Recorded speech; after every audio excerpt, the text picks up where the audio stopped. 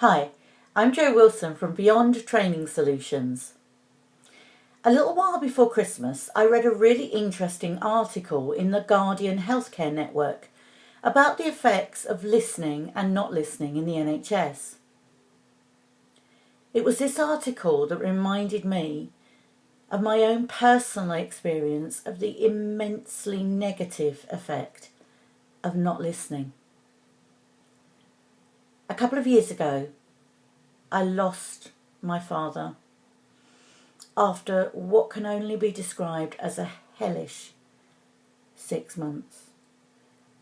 Dad and my family were subjected to everything that you hear about in the media in terms of his care.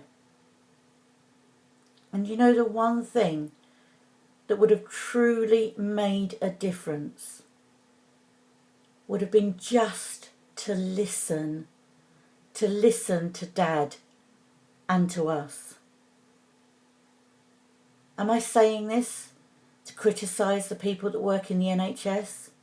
Absolutely not.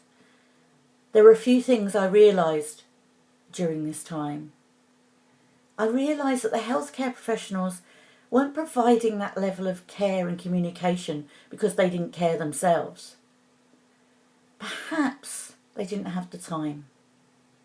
Perhaps they didn't have the personal resources. Perhaps they'd forgotten the impact of listening and not listening. I also realised some things about myself. How good am I at really listening?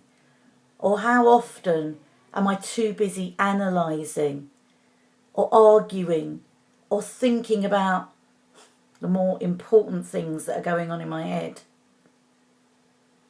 Tom Peters quoted a Harvard study where they looked at the time it took an average GP to interrupt his patients.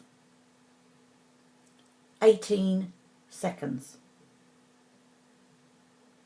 Does Tom Peters quote this to point the finger at GPs? No. He quotes it to point the finger at all of us. So, are you an 18-second interrupter? Just consider for a minute. How much more effective would your communication be if you really listened? How much could you improve the level of service if you just listened, really listened to your patients or clients?